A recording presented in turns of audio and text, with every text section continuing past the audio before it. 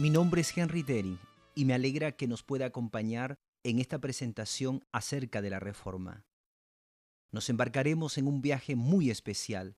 Viajaremos al pasado en el antiguo camino adventista, estudiando algunos acontecimientos históricos y desarrollos dentro del movimiento adventista. Nuestra jornada comienza en 1844, un año muy importante para los adventistas. Comencemos nuestro estudio de la Reforma. Que el Señor les bendiga ricamente al ver este oportuno e importante documental. Leamos Jeremías 6:16. Así dijo Jehová: paraos en los caminos y mirad y preguntad por las sendas antiguas, cuál sea el buen camino, y andad por él, y hallaréis descanso para vuestra alma. Hoy día los cristianos viajan por muchos caminos. Muchos de estos caminos nos desvían de Dios y de la verdad. Las falsas doctrinas y la teología errónea confunde y destruye la fe en Dios de muchos individuos. Dios solo tiene un camino que lleva a la vida eterna, el camino antiguo. Leamos Primera de Reyes 18:30. Entonces dijo Elías a todo el pueblo: acercaos a mí. Y todo el pueblo se le acercó, y él arregló el altar de Jehová que estaba arruinado. Elías no construyó un altar completamente nuevo, en cambio reparó el altar de Dios derribado que estaba allí. Como adventistas debemos reconstruir los altares de verdad que se han arruinado a causa del enemigo. Estos deben de ser construidos en el cimiento firme de Jesucristo. Pocas personas desean reconstruir el altar que ha sido arruinado. La mayoría construye altares nuevos y luego hacen sacrificios a sus dioses. En la época de Noé, solamente 8 personas entraron al arca y fueron salvados. Los demás permanecieron fuera del arca y perecieron. Habían rechazado el mensaje salvador de Dios. ¿Pasará esto nuevamente en los últimos días? Elena de White, una sierva de Dios, trajo mensajes de verdad a la iglesia. Ella fue llamada por Dios para prevenir, amonestar y ayudar al pueblo para la segunda venida de Cristo. Estos mensajes de reavivamiento y reforma fueron claramente pronunciados por ella. Aquí podemos observar las credenciales de iglesia que fueron dadas a Elena de White. Ella fue una mensajera fiel quien gozosamente proclamaba el mensaje del tercer ángel. Desde el año 1891 hasta el año 1900, Elena de White vivió en esta casa situada en Sunnyside, Australia. Aquí ella presentó y escribió mensajes de amonestación y reprobación dirigidos al pueblo de Dios. Cada amonestación y llamado solemne al arrepentimiento fueron hechos o escritos con amor. La hermana White, como solemos llamarle, vivió en esta casa localizada en Elms Haven, California, desde el año 1900 hasta el año 1915. Este es el lugar donde ella tuvo visiones acerca de la reforma que se llevaría a cabo. La reforma llegó tal como se predijo. Dentro de este cuarto, bien iluminado, una silla con un escritorio adjunto proporcionaron a Elena un buen lugar de trabajo. Los tomos 6 al 9 de testimonios fueron escritos allí entre los años 1900 y 1906. Estos libros contienen verdades preciosas acerca del reavivamiento y la reforma. En los tomos 7 y 8 de testimonios se hace un llamado definitivo al reavivamiento y la reforma. El pueblo de Dios no soportará la prueba a menos que haya un reavivamiento y una reforma. A menos que haya una reforma decidida entre el pueblo de Dios, Él apartará su rostro de ellos. Tracemos la historia del pueblo adventista desde su comienzo. Leemos 1844. Sentían los santos un espíritu de solemne y fervorosa oración. Reinaba entre ellos una santa solemnidad. Los ángeles vigilaban con profundísimo interés los efectos del mensaje y alentaban a quienes lo recibían, apartándolos de las cosas terrenas para abastecerse ampliamente en la fuente de salvación. Dios aceptaba entonces a su pueblo. Jesús lo miraba complacido porque reflejaba su imagen. Esta ciertamente era una condición maravillosa e inspiradora, pero cuán triste es saber que muy pronto se empezó a operar un cambio hacia la apostasía. Consideremos el siguiente registro inspirado. 1852. Mientras últimamente he estado mirando en derredor para encontrar a los humildes discípulos del manso y humilde Jesús, he sentido mucha preocupación. Muchos de los que profesan esperar la pronta venida de Cristo se están conformando con este mundo y buscan más fervorosamente los aplausos en derredor suyo que la aprobación de Dios. Son fríos y formalistas como las iglesias nominales de las cuales se separaron hace poco. Las palabras dirigidas a la iglesia de la Odisea describen perfectamente su condición actual. 1856. Cómo me fue mostrado el orgullo del profeso pueblo de Dios. El orgullo aumenta cada día al extremo de ser imposible distinguir hoy día a los adventistas de los del mundo que los rodea. 1860. Me fue mostrado el deficiente estado del pueblo de Dios, que Dios no se ha separado de ellos, sino que ellos se han separado de Él y se han vuelto tibios. 1861. El pueblo está recargado de glotonería y embriaguez y de los cuidados de esta vida. Están entrando más y más en un espíritu de empresa mundanal. La espiritualidad y la devoción son raras.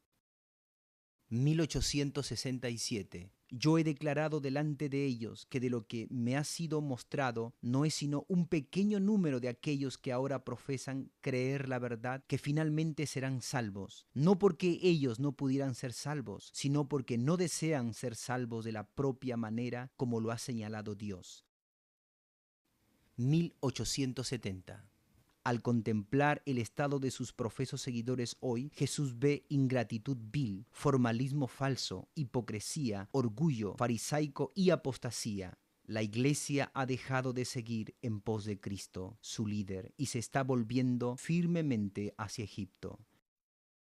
1888. Los hechos en cuanto a la verdadera condición del profeso pueblo de Dios hablan más fuertemente de su profesión y hacen más notorio que algún poder ha cortado el cable que los aseguraba la roca eterna y que están navegando en el mar a la deriva, sin mapa ni brújula.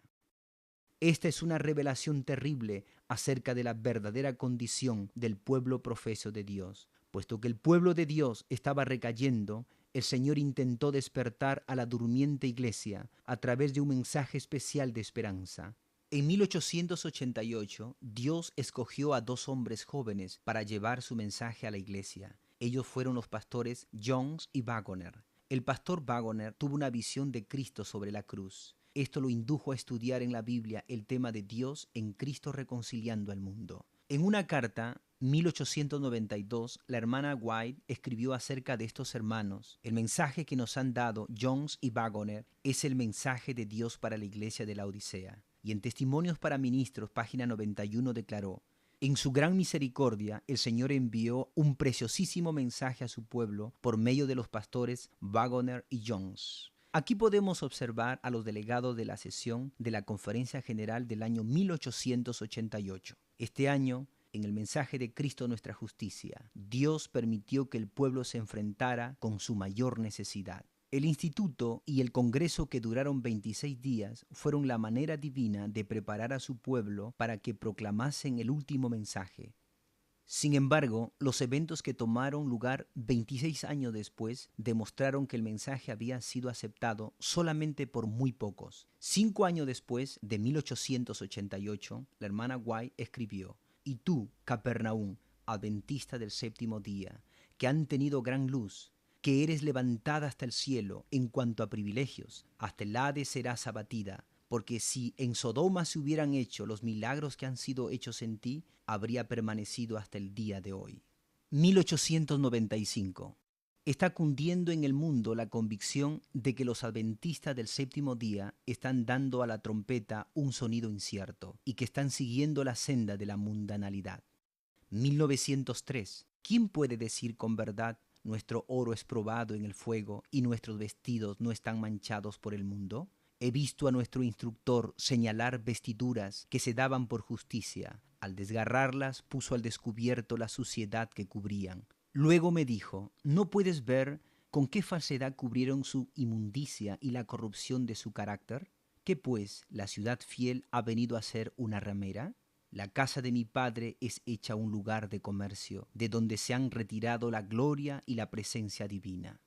A pesar de que Elena de White escribió La ciudad fiel ha venido a ser una ramera, en 1903 la Iglesia Adventista del Séptimo Día seguía siendo el pueblo remanente de Dios. La historia del antiguo Israel debe ser un aviso solemne para nosotros, puesto que fue escrita para amonestarnos. ¿Será posible que esta historia se esté repitiendo nuevamente y que nosotros, sobre quienes brilla la luz acumulada por los siglos, estemos siguiendo en los pasos del antiguo Israel? Queda todavía otra pregunta importante por responder en cuanto a la Odisea, la cual ocupa un lugar prominente en la mente de todo sincero adventista. ¿Es posible que la iglesia de la Odisea caiga o acaso nunca podrá ocurrir esto? ¿Puede usted contestar esta pregunta honestamente? Espero que sí. Continuemos explorando este tema y encontraremos la respuesta a esta pregunta más tarde en el estudio.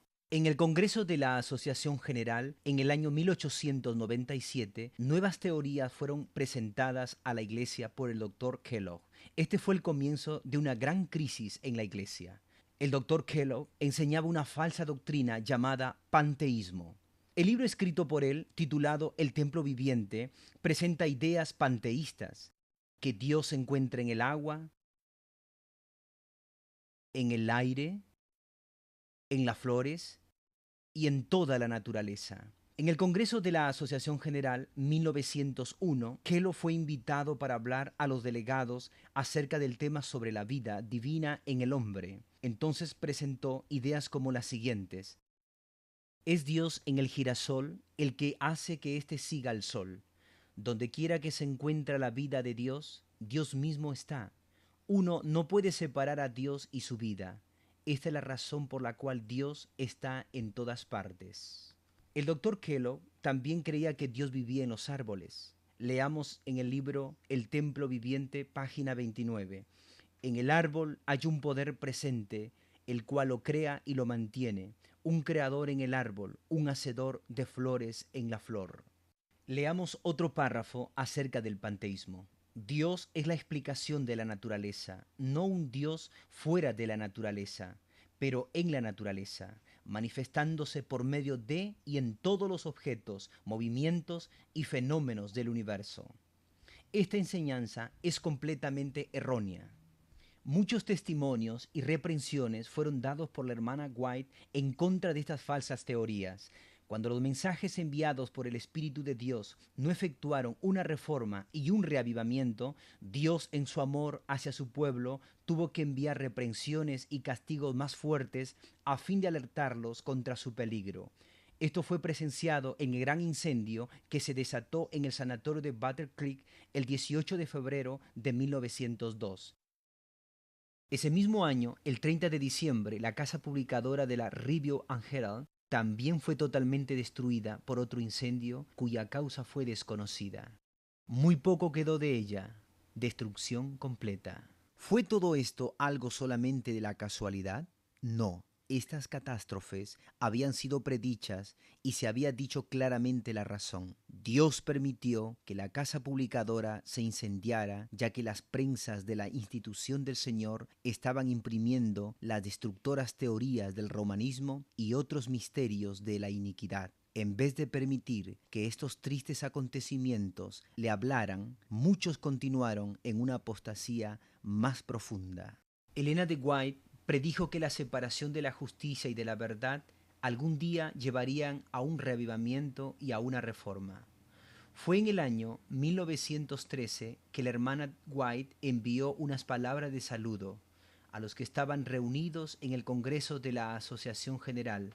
Aparentemente fue su último llamamiento solemne para que se llevara a cabo la tan necesitada reforma.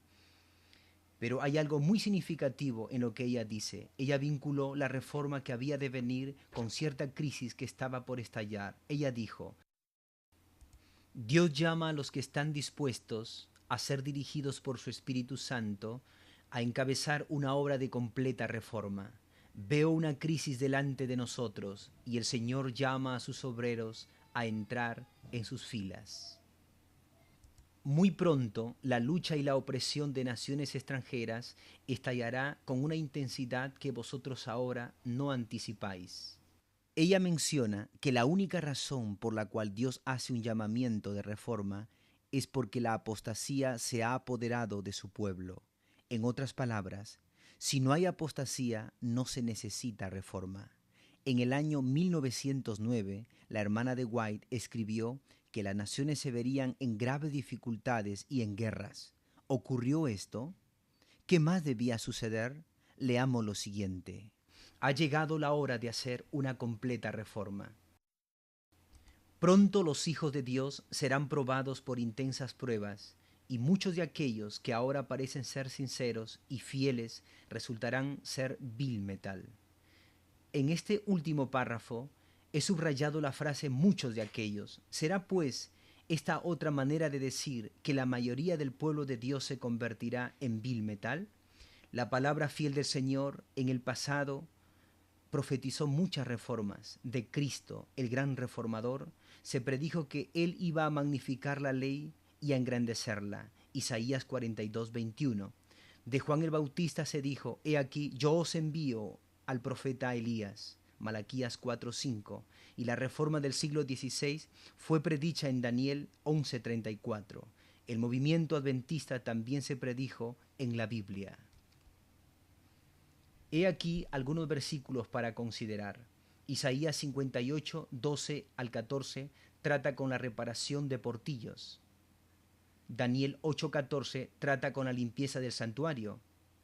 Apocalipsis 3, 14 al 22 habla del mensaje de la Odisea. Apocalipsis 7, 1 al 4 menciona el sellamiento de los 144,000. Apocalipsis 10, 11 menciona al librito amargo. Apocalipsis 11, 19 trata acerca del templo de Dios que fue abierto en el cielo. Apocalipsis 14, 6 al 12 menciona el triple mensaje angélico. Por lo tanto, debemos concluir que una verdadera reforma tiene que llevar la autorización de haber sido divinamente profetizada. Del mismo modo, si hoy se hace el llamado a una reforma, esta debe ser profetizada por la palabra de Dios y por los testimonios del Espíritu de Dios. Leamos algunas predicciones tomadas del Espíritu de profecía. Pruebas terribles esperan al pueblo de Dios. El espíritu de guerra agita las naciones desde un cabo de la tierra hasta el otro. En el libro El tiempo y la obra, edición 1920, la Asociación General compiló algunos de los escritos de la hermana Elena de White, en los cuales señalan una crisis y una reforma. Muy pronto, la lucha y la opresión de naciones extranjeras estallará con una intensidad que vosotros ahora no anticipáis. Mientras que las naciones del mundo eran testigos a estas calamidades, otra escena fue presentada, un gran movimiento reformador dentro del pueblo de Dios. Estos dos párrafos del libro El tiempo y la obra nos muestran la manera de pensar de los hermanos de la Asociación General en ese entonces. Ellos estaban convencidos de que la crisis causada por la Primera Guerra Mundial era el tiempo y lugar indicados para la profetizada reforma. Las predicciones fueron aún más allá e indicaron cuáles serían los resultados de esta prueba. Leamos lo siguiente, tomando de Joya de los Testimonios, tomo 2, página 319. Tenemos delante de nosotros la perspectiva de una lucha larga, con riesgo de encarcelamiento, pérdida de bienes y aún de la vida misma, para defender la ley de Dios que es anulada por las leyes de los hombres. En una publicación adventista llamada Zion Bechter, el pastor Conradi, el entonces presidente de la División Europea, presentó lo siguiente a la Asociación General en 1913. Además, considerando los tiempos peligrosos en los cuales estamos viviendo, me esforcé en llamar la atención de nuestros hermanos dirigentes en el último congreso de la Asociación General para que actuaran con gran prudencia al considerar el asunto del servicio militar, pues de otra manera ocasionarían grandes dificultades a miles de nuestros hermanos. Bien consciente de la gravedad de la situación, la hermana White, al predecir la crisis que se avecinaba en 1913, agregó estas palabras. Hay quienes ni aún ahora ven las cosas como debieran verlas. pero pueden aprender a considerarlas como las aprecian sus colaboradores y pueden evitar serias equivocaciones si buscan con fervor al Señor en este tiempo y someten plenamente su voluntad a la de Dios. Así que la posibilidad y el peligro de cometer serias equivocaciones durante la crisis que se acercaba era muy real, y los dirigentes deberían haber estado alertos y extremadamente cautelosos, ya que el conflicto tenía que ver con el asunto del servicio militar en contra de la santa ley de Dios. Cuando el archiduque Francisco Fernando de Austria fue derribado por una bala asesina en 1914, Europa estalló como un verdadero barril de pólvora. De la noche a la mañana los ejércitos se pusieron en marcha y luego se trabaron en mortal lucha midiendo su fortaleza militar. La sede de la División Europea de los Adventistas del Séptimo Día en Hamburgo, Alemania, se halló de frente con un dilema.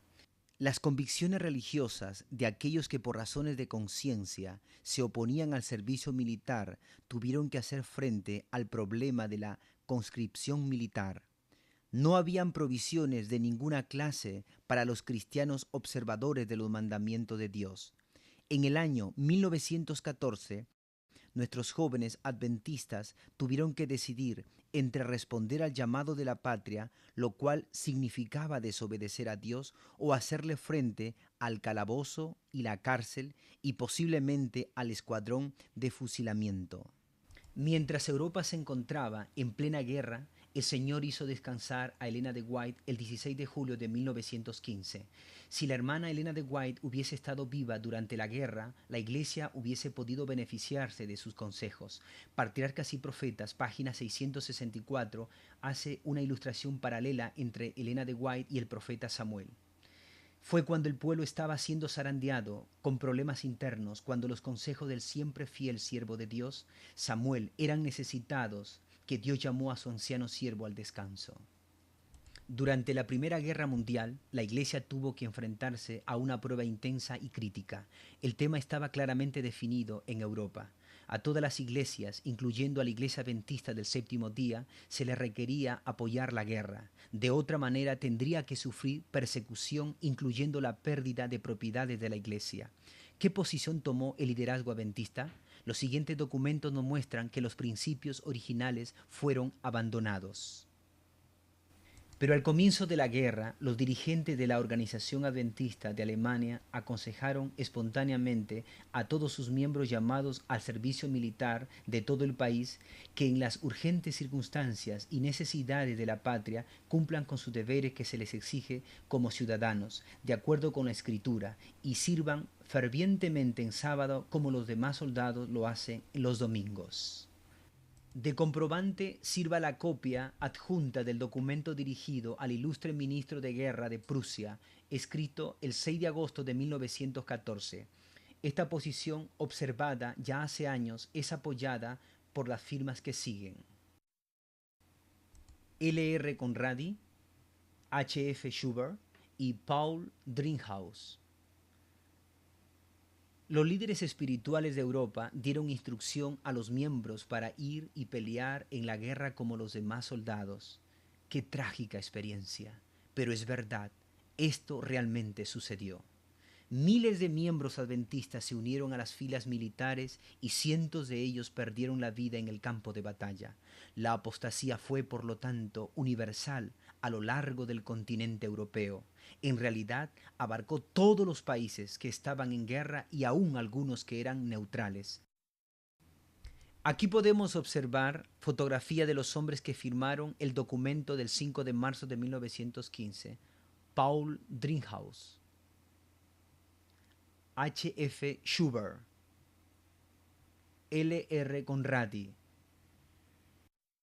Los líderes de la Iglesia en Europa no estuvieron solos al poner a un lado los principios de suma importancia dados por Dios. Esta nueva posición recibió el consentimiento de la Asociación General en Washington, D.C., Estados Unidos.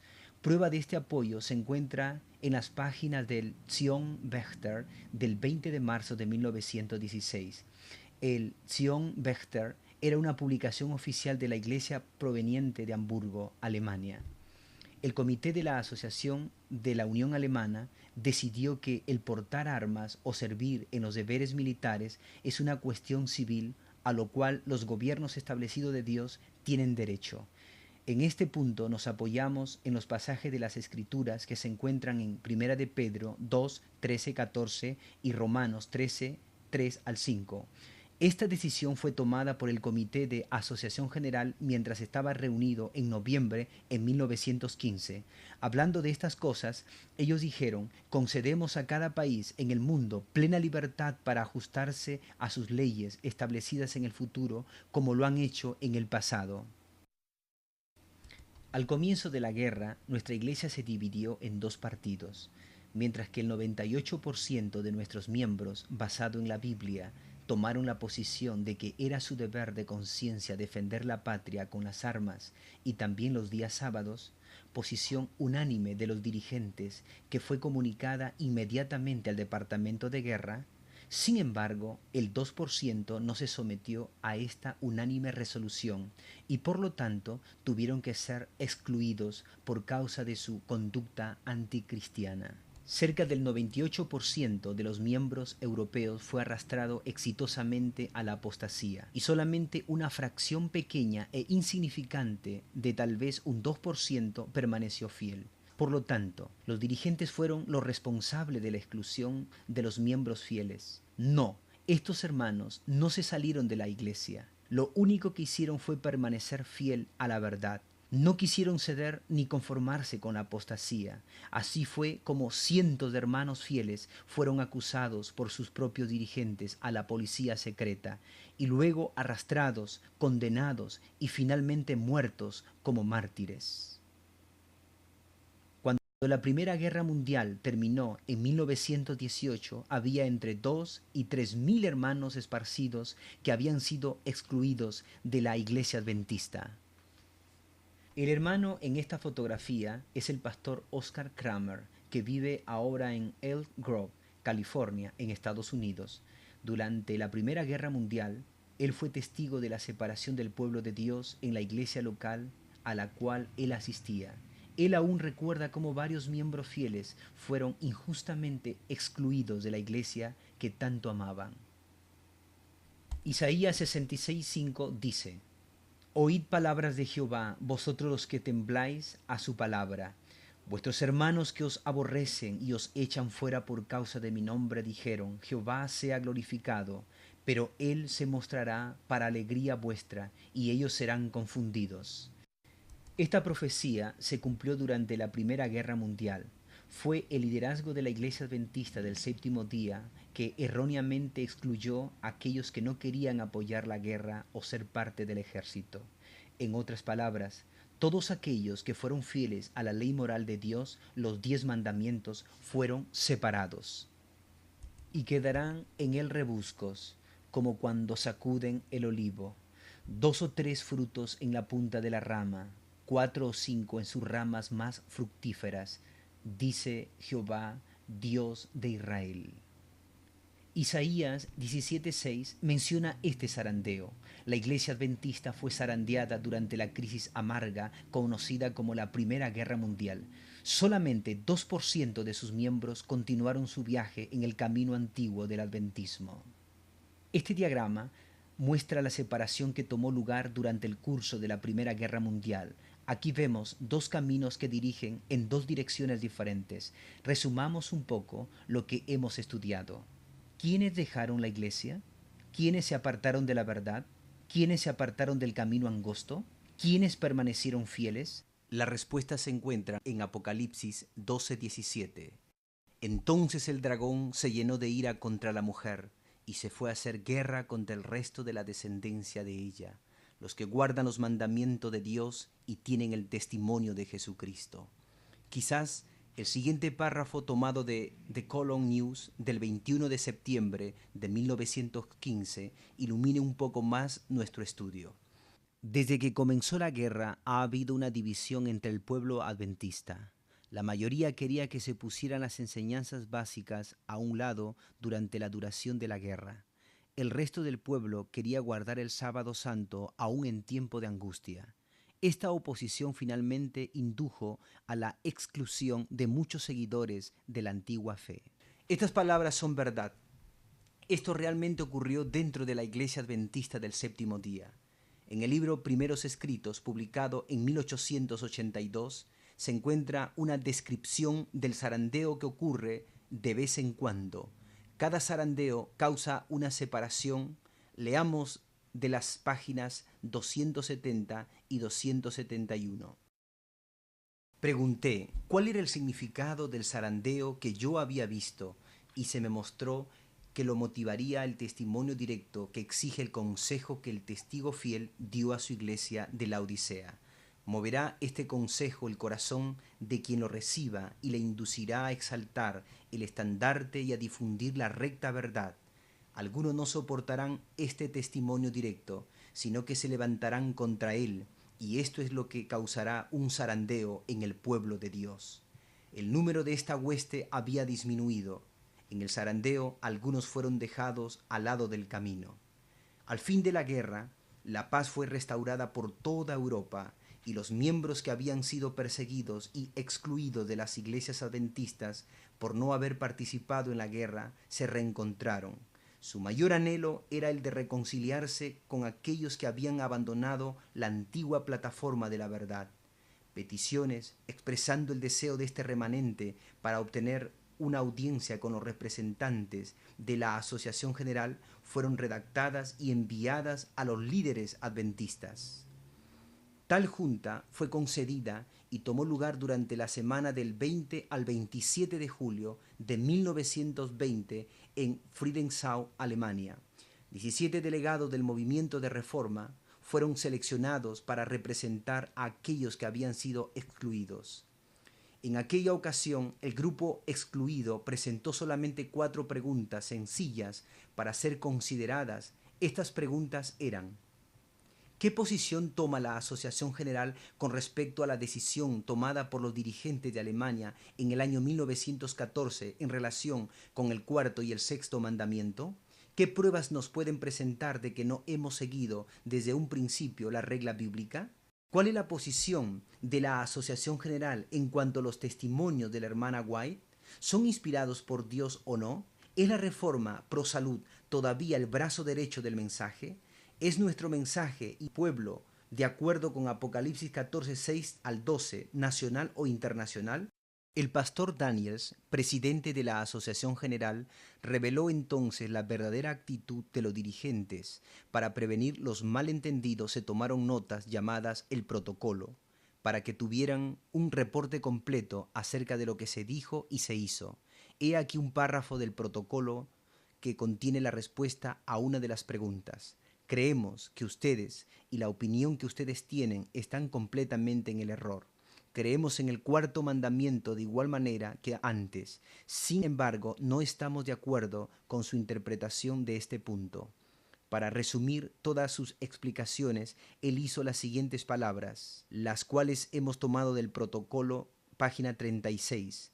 Hemos decidido que este tema quede a libertad de conciencia de cada individuo. Los hermanos de la Reforma quedaron estupefactos por la respuesta. Esta nueva enseñanza, una libertad de conciencia espuria en cuanto al asunto controversial de la guerra, cerró de manera efectiva la puerta para el retorno de aquellos que habían sido excluidos. Sin embargo, una vez más se hizo un último intento para integrarse de nuevo a la Iglesia Adventista del Séptimo Día. Esto tomó lugar 2 años más tarde en San Francisco, durante el Congreso de la Asociación General en 1922. Los reformadores enviaron varias peticiones para que se les diera una audiencia delante de todos los delegados reunidos. La última petición se envió el 11 de mayo de 1922. Aún este último intento no trajo ninguna respuesta. Por esta razón, los hermanos Welp y Spagnobel fueron elegidos para viajar a San Francisco y tratar de obtener una audiencia. Mientras esperaban ansiosamente la respuesta a esta última petición, los delegados del movimiento de reforma se entrevistaron con el pastor Daniels en el auditorio cívico.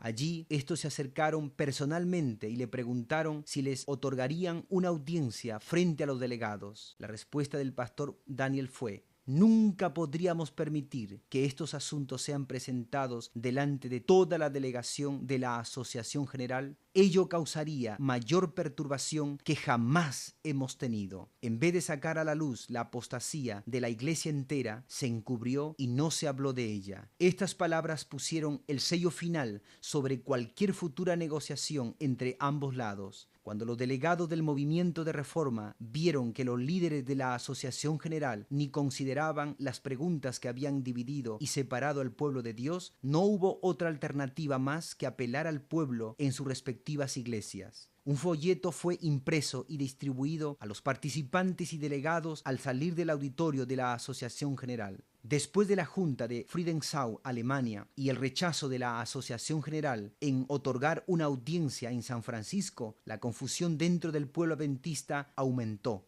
Muchos estaban plenamente seguros que la Asociación General había tomado una posición errónea y se unieron al fiel pueblo de Dios. Mientras que el movimiento de reforma aumentaba en membresía e influencia, los dirigentes de la Iglesia Adventista se reunieron en Gland, Suiza, el 12 de mayo de 1923, para tomar acuerdos en cuanto al asunto de la guerra y hallar algunos medios para contrarrestar al rápido crecimiento del movimiento de reforma. Puesto que no se pudo encontrar ninguna forma para corregir el grave error que había dado origen a este movimiento, los adventistas recurrieron a una sutil estratagema.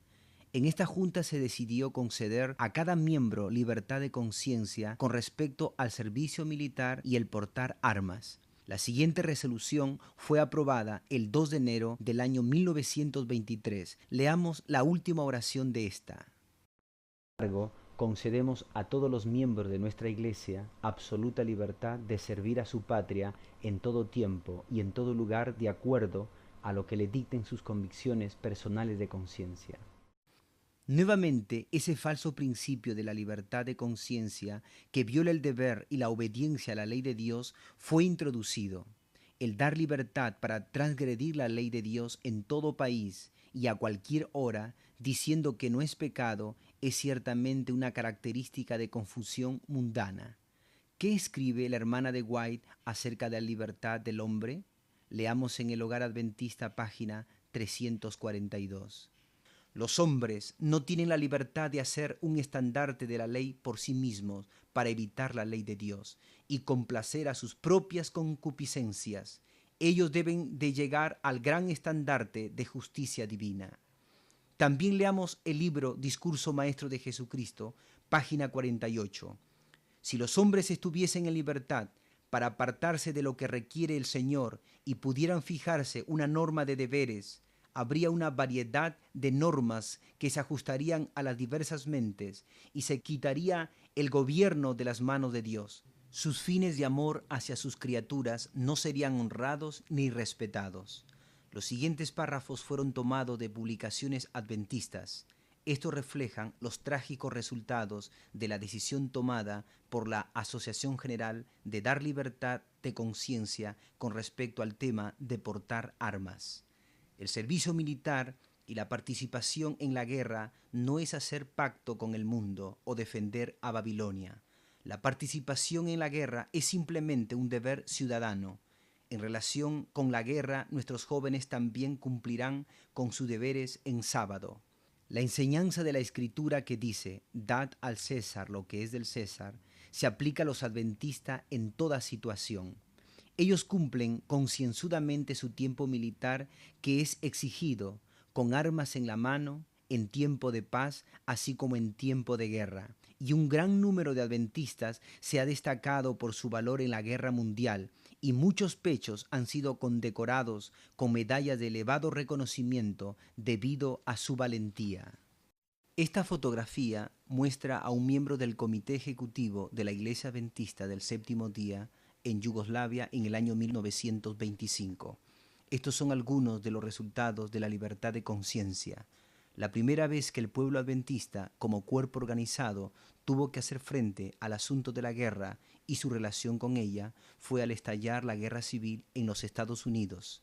Esta guerra comenzó en el año 1861 y terminó en el año 1865. El tema de la esclavitud era claramente una de las mayores causas de la guerra civil. Al comenzar la guerra, en 1861, el problema era insignificante, pues el ejército se componía de voluntarios. Al proseguir la guerra, con sus terribles pérdidas de vidas humanas, el gobierno estableció un sistema de reclutamiento. El 24 de febrero de 1864 fue promulgada una ley de reclutamiento en la cual se ofrecía servicio alternado solo a aquellos que tuvieran principios religiosos contra el porte de armas. Al ser reclutado se le asignaría 1. Servicio en los hospitales, 2. Cuidado de los liberados, o 3. Pagarían la suma de $300. He aquí lo que dice esta ley. Los miembros de denominaciones religiosas que han salido sorteados para el servicio militar y que establezcan ante la Junta de Conscripción el hecho de que por razones de conciencia se oponen al porte de armas y que sus reglas y principios de fe así lo prohíben y cuya conducta haya sido consecuente con su profesión, serán asignados a cumplir sus deberes en los hospitales o a cuidar los liberados o serán exceptuados pagando $300 a tales personas que la Secretaría de Guerra designe. Este dinero será destinado para el beneficio de los soldados enfermos o heridos. Durante la guerra civil, aquellos que quisieran ser exentos del reclutamiento pagaban los $300 y se les consideraba no combatientes. Hoy día le llamamos objetores de conciencia. Por favor, tengan esto en mente. ¿Cuál de estas tres provisiones fue preferida por los adventistas? Encontraremos la respuesta en el libro titulado Los Adventistas del Séptimo Día con respecto al porte de armas, escrito en 1865. Una carta fue enviada al señor gobernador de Michigan, Austin Blair. Leamos un párrafo de esta carta. En ninguna de nuestras publicaciones de la Iglesia hemos defendido o animado la práctica de portar armas, y cuando hemos sido sorteados para el servicio militar, en lugar de violar nuestros principios, hemos preferido pagar y ayudarnos unos a otros en el pago de los $300, dinero y exención. Al resumir este párrafo, no hay ninguna duda que los adventistas, como denominación, se opusieron firmemente a cualquier posición o tema perteneciente a la guerra y el servicio militar. Esta carta fue firmada por 3 miembros del comité de la Asociación General: John Byton, Lou Brook, George Amado. Aquí podemos observar a los pioneros que firmaron este histórico documento: John Byton, Lou Brook y George Amado. De la Review and Herald del 23 de mayo de 1865 leemos otra declaración concerniente a la no participación en el servicio militar. Estamos obligados a renunciar toda participación en los actos de guerra y matanza, siendo que son incompatibles con los deberes señalados por nuestro Divino Maestro para con nuestros enemigos y para con toda la humanidad. La Iglesia Adventista tomó la posición del objetor de conciencia. Claramente está. Quisiera enfatizar las palabras: estamos obligados a renunciar toda participación en los actos de guerra. En 1863, el Señor dio instrucción especial a su mensajera, Elena White, con respecto al servicio militar. He aquí lo que le fue revelado a ella en visión. Este acontecimiento se encuentra en Estudio de los Testimonios.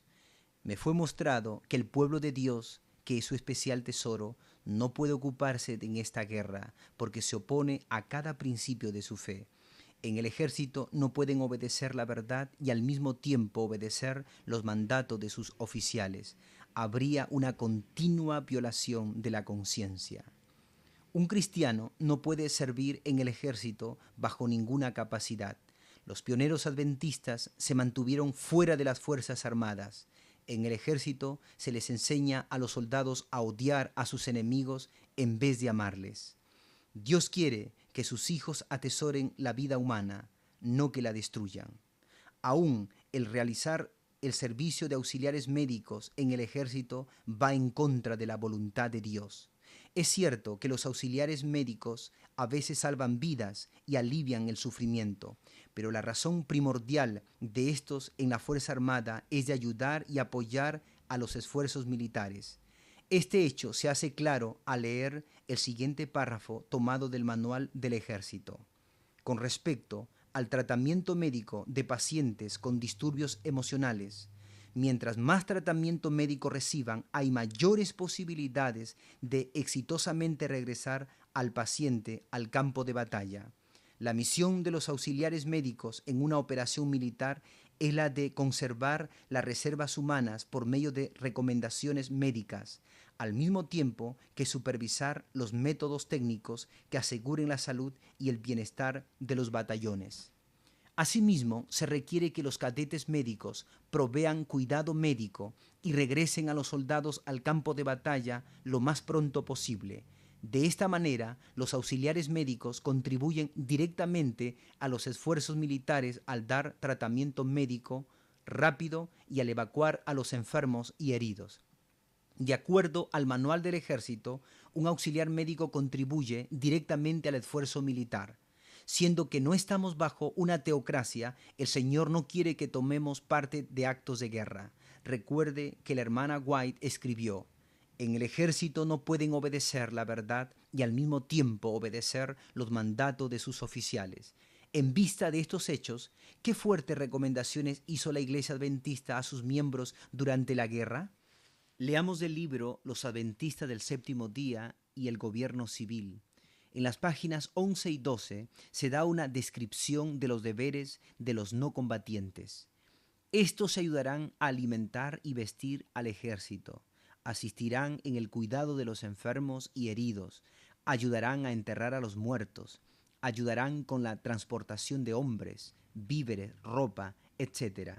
Ellos construirán los campamentos, irán a los campos, las minas y fábricas, todo según las instrucciones del gobierno.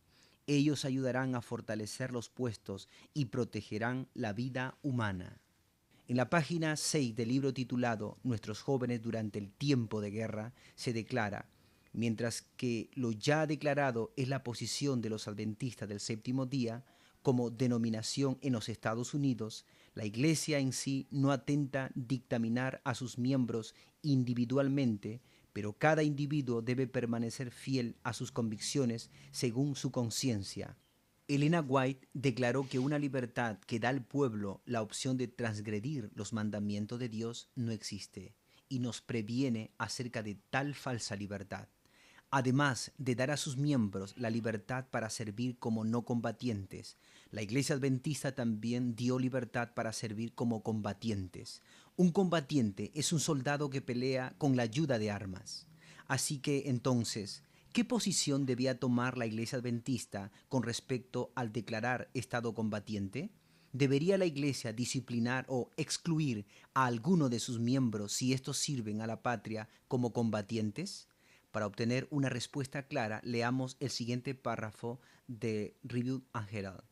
Aquellos que conscientemente eligen la clasificación 1A, servicio militar como combatiente, se les debe proveer una guía pastoral y deberá aconsejárseles para poder ayudarles en su necesidad, puesto que la Iglesia se abstiene de juzgarlos.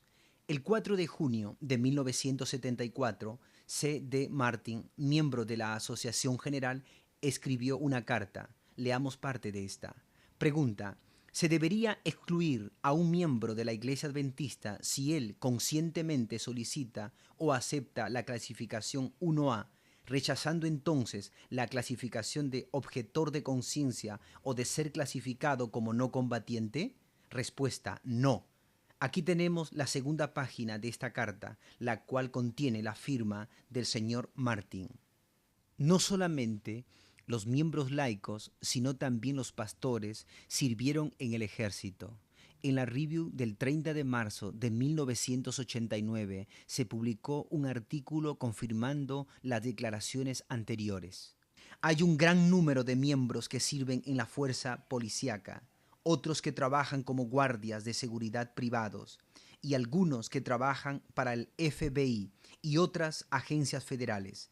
La mayoría de estas personas portan armas, pero no se les disciplina por tal acto bajo términos de nuestro manual de iglesia.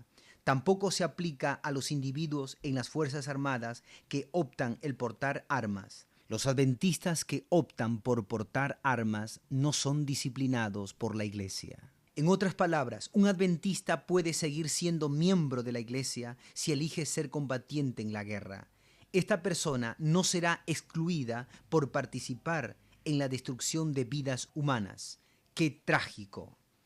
En 1991, durante la Guerra del Golfo Pérsico, la revista Spectrum publicó un artículo declarando que había entre 2.000 y 2.500 adventistas que participaban en la guerra. Leamos un párrafo de lo que está escrito en este artículo. Un capellán militar calcula que un 90% de los adventistas en el ejército estadounidense, incluyendo aquellos que sirven en el Golfo Pérsico, son combatientes y portan armas. De acuerdo al espíritu de profecía y la Biblia, ¿puede un adventista que se inscribe para el servicio militar continuar como miembro en la iglesia? Para obtener una respuesta, leamos de Palabras de Vida del Gran Maestro, página 71, y del libro Testimonios, tomo 5, página 147. Cristo ha enseñado claramente que aquellos que persisten en pecado abierto deben ser separados de la iglesia, pero no nos ha encomendado la tarea de juzgar el carácter y los motivos. El pecado y los pecadores dentro de la iglesia deben ser prontamente cortados para que de esta manera los demás no se contaminen. La verdad y la pureza requiere que hagamos una limpieza a fondo para eliminar del campamento a los acanes que existen. No dejemos que los hermanos en posiciones de responsabilidad sufran el pecado por medio de otro hermano. Debe demostrársele que debe quitar el pecado de sí mismo o separarse de la iglesia. El ser combatiente es una violación abierta en contra del sexto mandamiento: no matarás. Desafortunadamente, la Iglesia Adventista permite que sus miembros continúen en la lista de membresía aun cuando estos eligen ser combatientes en la guerra. En 1865, 2 miembros adventistas que se alistaron en el ejército fueron excluidos de la iglesia. Este acontecimiento se menciona en la Review and Herald. El voluntariamente alistarse en el ejército va en contra de los principios de fe y práctica de la iglesia adventista, tal como se indica en los mandamientos de Dios y la fe de Jesús. Los adventistas no pueden permitir que aquellos que se inscriban en el ejército permanezcan en el libro de membresía.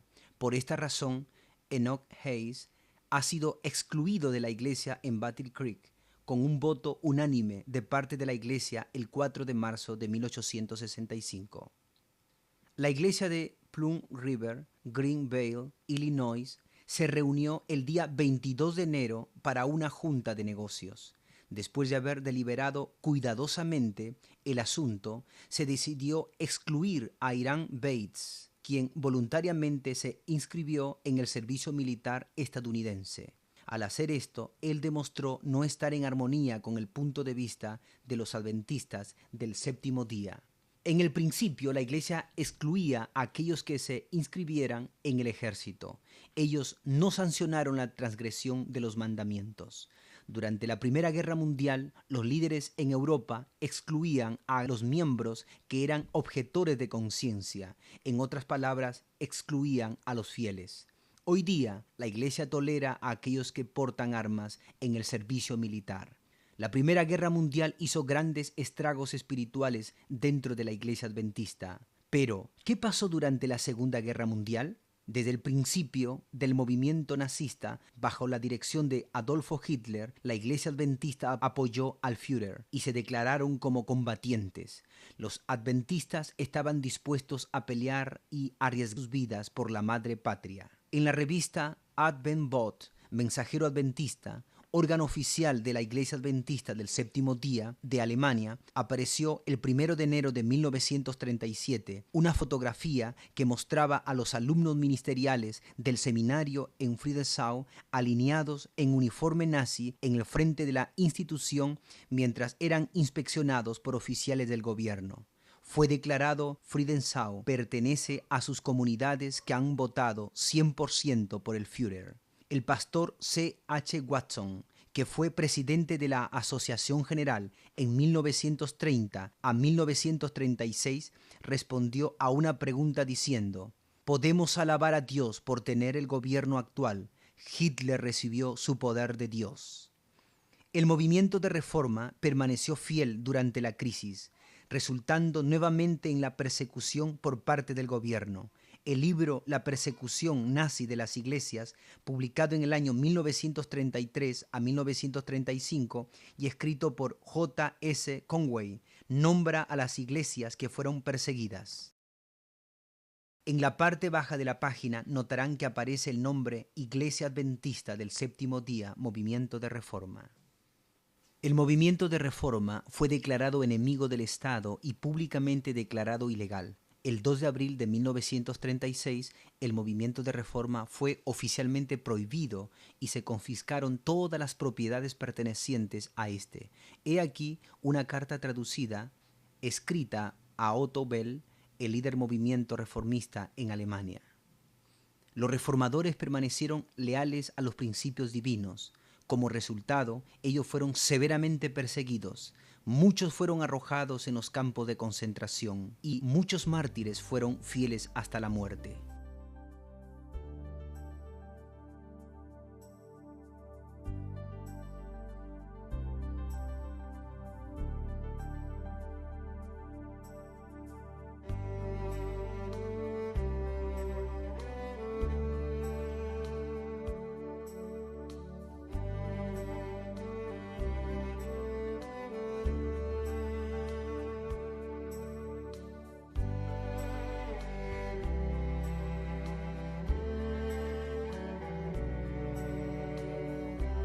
He aquí una lista parcial de aquellos que sufrieron y murieron como héroes de la fe.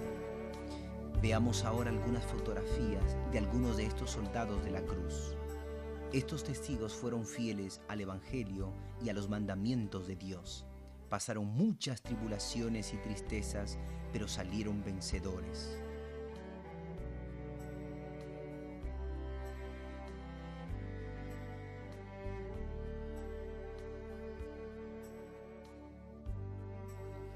Ahora pasemos a otro tema de interés. Lo que ahora vemos es el primer registro del movimiento de reforma en las oficinas del gobierno alemán en Frankfurt. La fecha de este documento es el 23 de diciembre de 1919. El lector probablemente no tendrá dificultad para distinguir el nombre usado entonces por los reformadores: Sociedad Misionera Internacional de los Adventistas del Séptimo Día, antiguo movimiento que permanece desde 1844. Esta es la última página de este documento. También se da una lista de los partidarios de este documento. Quisiera mencionar que el movimiento de reforma organizó su asociación general en el año 1925, año en el cual también se dictaron los principios de fe. En 1929, la Asociación General registró a esta organización en las oficinas del gobierno alemán. Usaron el nombre de Asociación General de la Sociedad Misionera Internacional de los Adventistas del Séptimo Día. Ahora veremos unas fotografías de algunos de los pioneros de la Reforma hasta la actualidad. En 1927, los reformadores celebraron su primer congreso en Rama, Alemania. Un grupo de reformadores en Rusia, 1926. Otro grupo en Rusia. Un grupo de creyentes en Hungría, 1927. Un congreso en Bulgaria. Un grupo de creyentes en Francia. Creyentes en Suiza. Congreso en Washington, Estados Unidos. Uno de los pioneros más ancianos de la Reforma, el pastor Oscar Kramer. Un campamento en Europa. El recordado pastor Korman, proveniente de Estonia, quien sirvió en la causa de Dios por muchos años. Otra conferencia en Europa. un seminario para obreros del ministerio. Delegado de la Asociación General en Alemania en el año 1956.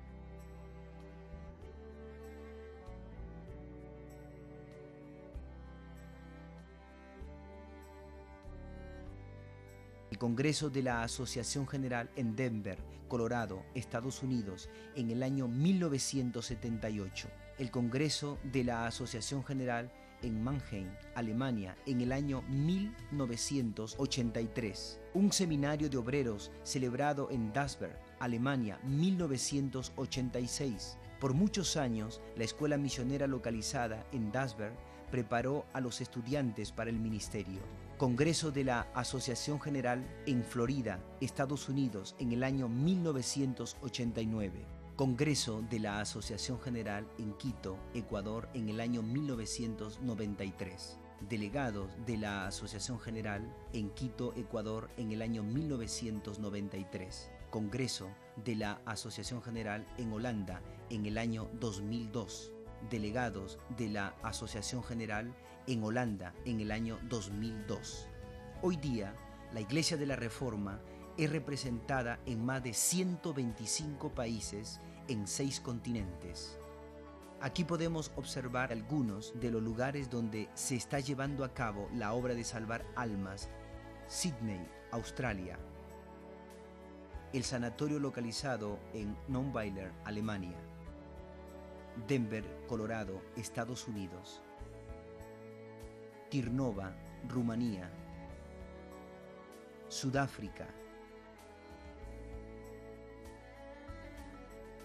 Tanzania, África. Kenia, escuela primaria. Toronto, Canadá. Escuela misionera en Argentina. Escuela misionera en Perú. Central de la Misión Italiana. Oficina central en Holanda. Una iglesia en Berlín, Alemania. Oficinas centrales de la Unión Norteamericana. Oficina central en Ucrania. Congreso espiritual en Kryvyi Rog, Ucrania. Tallin, Estonia. Creyentes en Bulgaria. Reuniones evangelísticas en Kenia. Reuniones evangelísticas en Ecuador. Reuniones evangelísticas en Perú. Reuniones evangelísticas en Belice. Reuniones evangelísticas en El Salvador. Misión en Mosbach. Una de las mayores responsabilidades de la Asociación General es la de ayudar a los campos misioneros necesitados en todo el mundo. Se emplean obreros para llevar las buenas nuevas de salvación a las personas que están hambrientas espiritualmente. La distribución de literatura espiritual y concerniente a la salud es una manera muy efectiva de encontrar almas para el reino de Dios.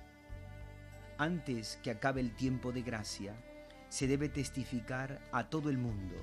El Evangelio llegará a los africanos, coreanos, guatemaltecos, hindúes, a los americanos, en fin, a todos. Por supuesto, el derramamiento del Espíritu Santo durante la lluvia tardía ayudará a terminar la obra en este mundo. Dios ha encomendado a su iglesia remanente que debe ir y hacer discípulos a todas las naciones, bautizándolos en el nombre del Padre y del Hijo y del Espíritu Santo. Después de que la lluvia tardía haga su obra, Jesús vendrá nuevamente a llevar a sus hijos para que estén con Él en el cielo. ¡Qué esperanza maravillosa para nosotros los cristianos! Ya esto ocurrirá pronto. Se insta a los hijos de Dios a prepararse para este grandioso evento. Dios requiere la obediencia a cada uno de los mandamientos. Se nos concede gracia divina para poder ser fieles. Esta gracia nos ayuda a separarnos del pecado y de toda enseñanza errónea. Hay veces que la separación de la iglesia es necesaria. Examinemos un poco lo que fue hecho en el primer siglo. Leamos El conflicto de los siglos, página 49. Tras largo y tenaz conflicto, los pocos que permanecían fieles resolvieron romper toda unión con la iglesia apóstata si ésta rehusaba aún desechar la falsedad y la idolatría. Y es que vieron que dicho rompimiento era de todo punto necesario si querían obedecer la palabra de Dios. Cristo, el mayor reformador de todos los tiempos, tuvo que separarse de la maldad. El deseo de todas las gentes, página 198, dice: por lo tanto, Jesús se apartó de Jerusalén, de los sacerdotes, del templo, de los dirigentes religiosos, de la gente que había sido instruida en la ley, y se dirigió a otra clase para proclamar su mensaje y congregar a aquellos que debían anunciar el Evangelio a todas las naciones. Cristo se apartó de Jerusalén, de los sacerdotes y del templo. Martín Lutero, uno de los grandes reformadores del siglo XVI, también tuvo que apartarse de la iglesia que tanto amaba. Leamos El conflicto de los siglos, página 153. No fue sino después de haber sostenido una terrible lucha en su propio corazón cuando se decidió finalmente Lutero a separarse de la iglesia.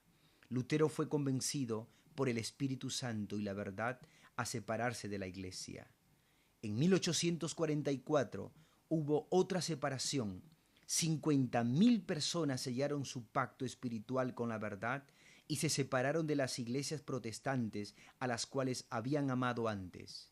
Leamos en El conflicto de los siglos, página 426. De ahí que se sintiesen justificados para separarse de la que hasta entonces fuera su comunión religiosa. En el verano de 1844, cerca de 50.000 personas se separaron de las iglesias. Ahora tengo una pregunta para usted. ¿Es pecado el separarse de la iglesia? Podemos obtener una respuesta del señor Beach. Leamos lo que él dice. Sin duda, el separarse de Dios es pecado, pero el hecho de que un grupo se separe de una iglesia organizada y estos organicen su propia iglesia no es ningún pecado. Frecuentemente, la historia nos cuenta que tales separaciones y reorganizaciones se llevan a cabo porque la iglesia mayor se ha separado de Dios al tolerar la apostasía y las prácticas inmorales. De hecho, el no separarse de una iglesia tal se podría considerar pecado. Esta declaración no necesita comentario, ya que habla por sí misma. Espero que la evidencia presentada en este documental le haya iluminado y motivado a estudiar más a fondo el tema de la Reforma. Esta nació hace aproximadamente 80 años. Comenzó su existencia en el tiempo indicado y por las razones correctas. La ley de Dios había sido abiertamente transgredida. Amigo, le invito a tomar posición firme y sólida por la verdad. No espere demasiado para andar en el camino de la luz. Escuche estas palabras que se encuentran en Testimonios, tomo 3, página 258. Aquellos que no actúan cuando el Señor les llame y esperan obtener evidencia más certera u oportunidades más favorables, andarán en las tinieblas, puesto que su luz será quitada. La oportunidad que se rechaza quizá nunca vuelva a presentarse. Fijemos nuestros ojos en Jesús, nuestro Salvador. Él nos guiará a la verdad. Sin Él no podemos hacer nada. La gracia de Dios terminará muy pronto y las últimas 7 plagas serán derramadas sobre esta tierra. Después que las plagas hayan terminado con su obra destructora, Jesucristo regresará para recompensar a sus hijos fieles. ¿Estamos listos para encontrarnos con Él? Espero que sí. Si usted desea obtener más información de los temas presentados en este documental, por favor, llámenos o escríbanos a algunas de las direcciones que aparecerán a continuación. Que el Señor le bendiga y le guarde.